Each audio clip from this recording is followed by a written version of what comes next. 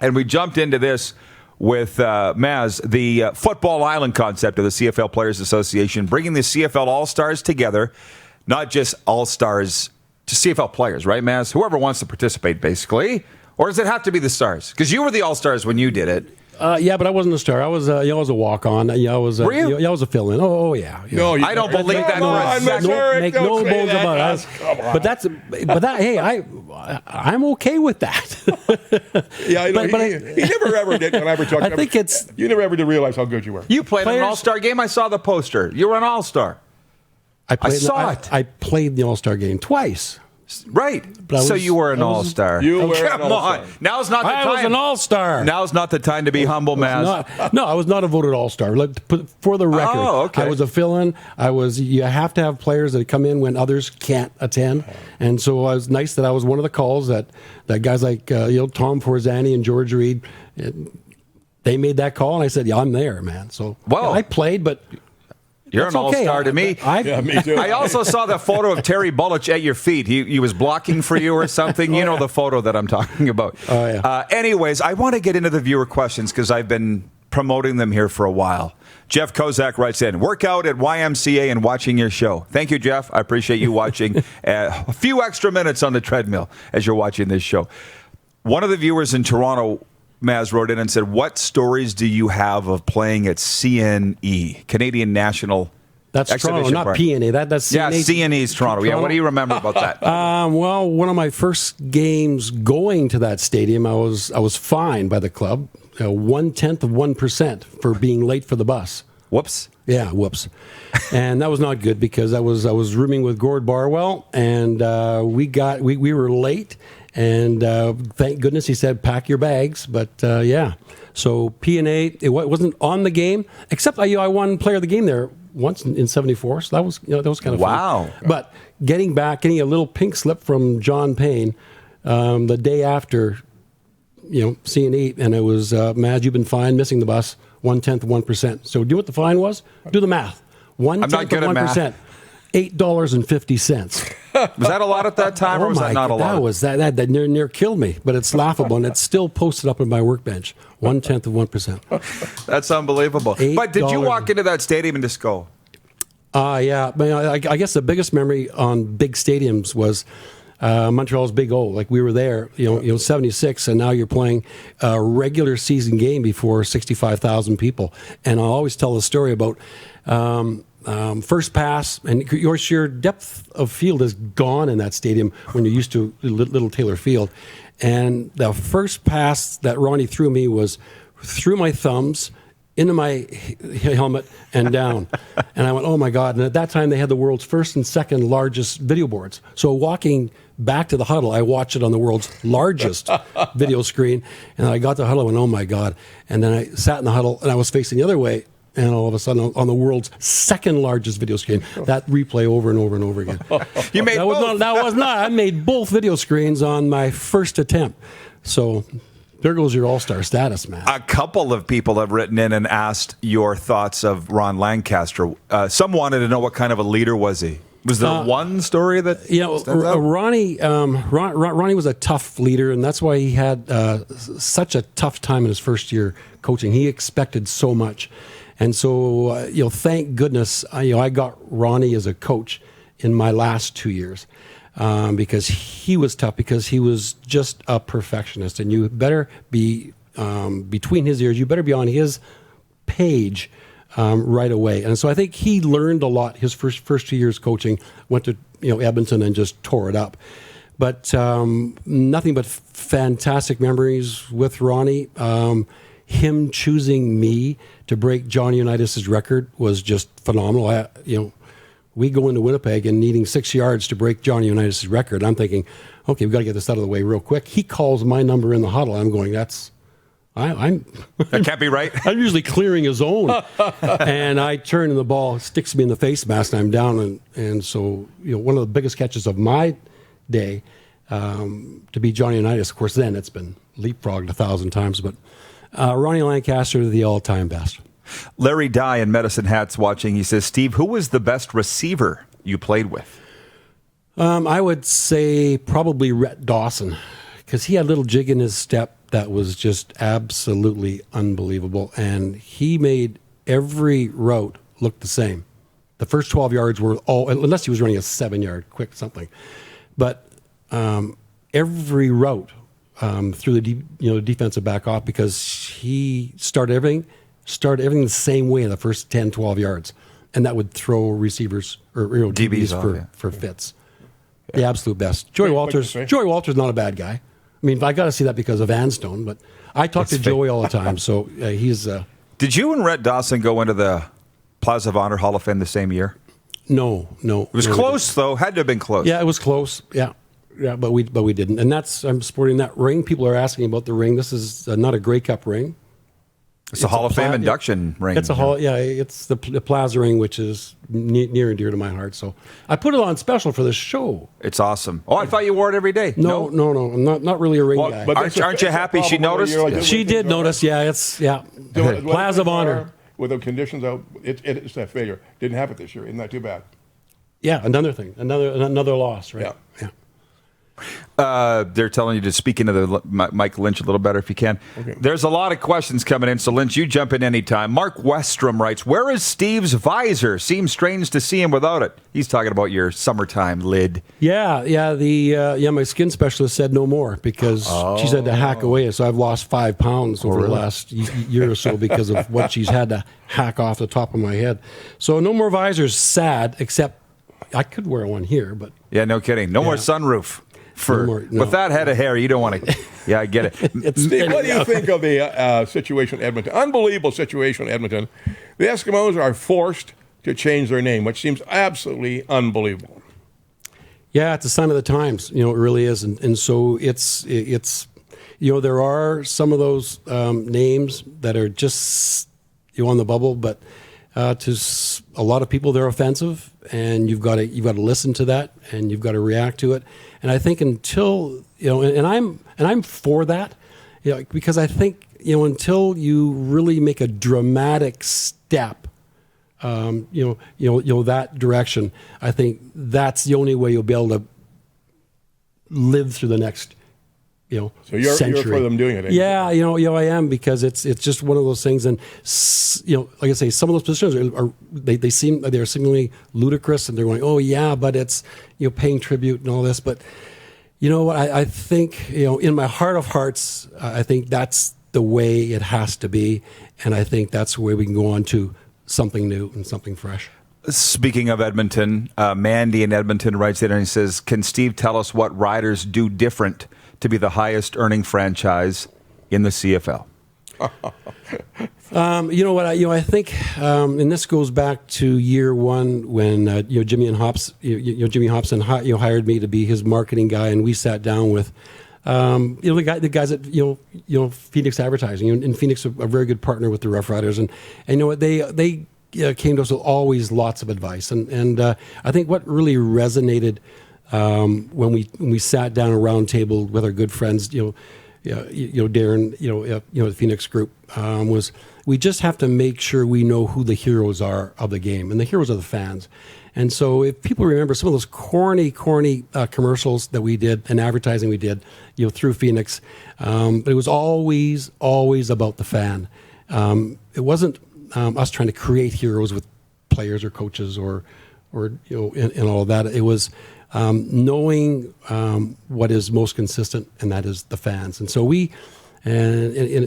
in my words, you honor the fan, and the fans will honor you right back. And so I think we realized that in an early day, and Jim Hobson and I were blessed with the economy of the day, and blessed with a lot of good fortune of timing. But I think the one thing we did do right was to carry on that recognition that the all-important part of the CFL are the fans. Make them the heroes. And so we had a lot of fun creating some wonderful advertisements with Be a football hero. Yeah. It's better in the stands. Those are iconic. It's funny you say corny. That's what built the brand. Yeah. Right? It wasn't corny. Probably seemed corny at the time, but those were iconic campaigns. And the funny thing is, Mandy, so 13th Man came right around that time, right? Yeah. I stole the 13th Man from Seahawks, Seattle. They stole it from Texas A&M. So everybody steals. Nothing's original, right? The greatest marketer in the world. I tell Darren all the time that it's those ideas you can distill and rework. So yeah, we did the 13th man, and I think that's worked out very well too. Yeah. And you know what? After the fiasco, after we lost that Grey Cup and the 13th man and all that, we thought, okay, maybe we should put this thing to rest. And we let the fans tell us, because we put the feelers out, what do we do with the 13th man concept? And we got very, very few people said, trash it, it's bad luck. Everybody said, no, we are the 13th man. Own it. It's on license plates. It was, of course, it was wonderful, wonderful. The funny thing, and for those viewers that are tuned in from across Canada, Jim Hobson, the former president, and Steve were like Batman and Robin. And I don't know which was which. You're probably Robin.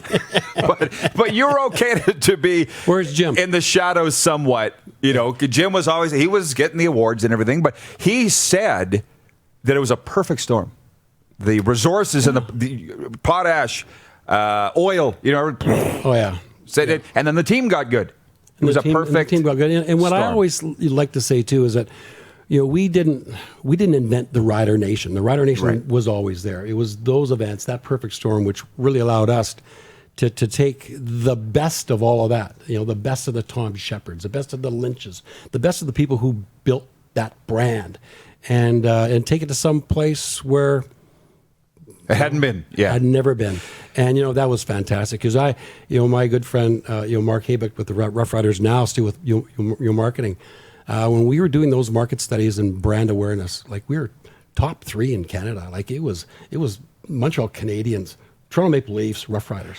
When you talk about the the GAC and the stuff we were selling, we were in the top 30% of NFL, because a lot of NFL teams don't spend a lot of time selling merchandise.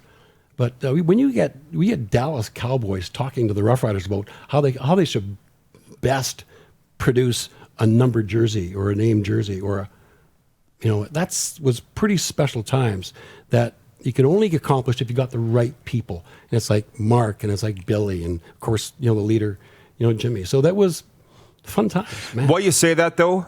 I'm glad you did. I was thinking of this the other day, because when I think of that brand of the S, and there's fans of every team watching here right now, but it is the Bruce Cowies, the Barry Tammons, the Dan Marses, right? Yeah. That's what you're talking about. And you tweaked it a little bit, and the team got good, because the team wasn't always good in those years with them, right? And then it took off. But it's funny, because when we started that Coyotes thing in Phoenix, you were there. Absolutely. And we're sitting at those meetings with the Coyotes marketing people, Lynch, and they're like, "You're the who? You're from the what?" And we're like, "Our team outsells every other team in the league, and we outsell 6 NFL teams in merchandise." And they were like, "Tell us more," because they saw there was money to be made, right, and big money. Yeah, and you know what? On that business side, it took a lot of belief from our corporate sponsors to really make it happen. And I'll never forget, Jimmy and I sat down at the table talking about the video board we need to have. We were the only organized sport team in North America that didn't have a video board. It was sickening. We knew we needed $1 million. And so, we pitched SaskTel. They said, we need $1 million. And we went, $1 million? Like our deal last year was like for $15,000. And so now we need $1 million. And they came to the table. So, the corporate sector in Saskatchewan embraced what we were all about, and that new level of business that we were talking about. And they say, they stroked a check for $1 million, got a video board, and a few months later, all of a sudden, the good guys at Mosaic are going, there must be something here, because somebody's paying some big bucks for some stuff. And so when you land those whales, and there's other whales that follow. It came together. Yeah. And it's funny, the last one, and then I'll let Maz go, but Chris Bird is watching in Toronto, huge Argos fan. And he says, Rider fans are awesome, no doubt. But Riders as Canada's team? No way. It's the Argos. Everyone hates them. No, Chris, everybody hates the Stampeders. I think we love the Argos. But I remember this, because Maz came in when that Canada's team theme was already rolling. And I remember you saying, we just want to ease off on that. It's a little... Do you remember saying that? You're like, we're not going to put it on our schedules this year. We're not going to put it on the media. Yeah, I think we were... that's the kind of approach you just don't want to have. And we did make a mistake when we went printing some of our paraphernalia, and we had put Canada's team. And then we did a quick reversal on that, saying, no, we can't say that. Others can say that. Right. Lynch can say that. Roddy can say that, but we can't don't want to say that. say it, yeah. So everybody, and that's great because everybody says their team is Canada's team. And, yeah. Like this guy. That's awesome. Right. Yeah, that's That's what it's all about. what we want. That's what we have to have. Yeah, and I will. It's really going to suck here when we get into the playoffs. The snow starts flying, and it's Grey Cup week, but there's no Grey Cup, right? Because I just remember going to Grey Cups and having fans of other teams come up to me and say, "Sorry, Rod, but I'm a Ticats fan," or "Sorry, Rod, I'm a Lions fan," and I'm like, "I'm just glad you're cheering for somebody." That's the main. You don't have to apologize for anything. Exactly. But we got to all converse. We're all in this together, right? 100%. Anything else, Maz, before we let you go? Thanks for the opportunity. Again, sitting with royalty, this is wonderful. There you go, and friend. Seeing some of those nice comments on the screen. Hope to do again. John in Winnipeg. John Ohm. He says, love this guy. Maz, has been an honor to listen to you today. Thanks, dude. Thanks, John. Just made a new friend in Winnipeg. Love it. Oh, and we didn't Winnipeg, even... I guess. I know. Oh, well, you're a Winnipeg guy. I live 20-some years? Chalfont Road. I was there for over 13 years. I was in Winnipeg. Well, there you go. Yeah, There you go, Carlswood Winnipegger. guy. Go Winnipeg. And Go this- Jets, man. Paul Shanks right in and says, green is the new orange. Do you want to spend 60 seconds on putting billboards up in your rivals' towns out across from the stadium? Oh, yeah, that was fun. Mr. Humility over here. Let's talk about doing that. Fun, And we fertilized grass. Go Riders. That was pretty good. You got the headlines. What was your intention in doing that? Which one? Putting the bill, well, wherever, Winnipeg, Vancouver. Again, I'd like to take credit for all of that, but it comes from great advice, sound advice from the good people at Phoenix Group. They say, hey, what about this? Now they had to have a good listening piece in Jim and I, but we did. I wish I had $1 for every minute we spent talking about all the wild and crazy and wacky things we could do, and that was one of the wild and crazy wacky things. And it worked. And it was fun. Because it came back in our face lots. That's okay. But you're okay with it. Yeah, That's exactly. Okay. Always think we took the high road, though, in all of those ads. It was just kind of a little bit of a punch, but never below the belt. Yeah. It was great. Well, hey, when they're talking about it decades later, I would suggest you did something right. It's not like dropping turkeys out of a plane on Thanksgiving, right? That doesn't work. This works. We had the worst beef with the Banjo Bowl, and of course we didn't embrace Banjo Bowl. And as a matter of fact, we would get down. We would call, the president of the Bombers, and we call the commissioner. Said, no, the Banjo Bowl.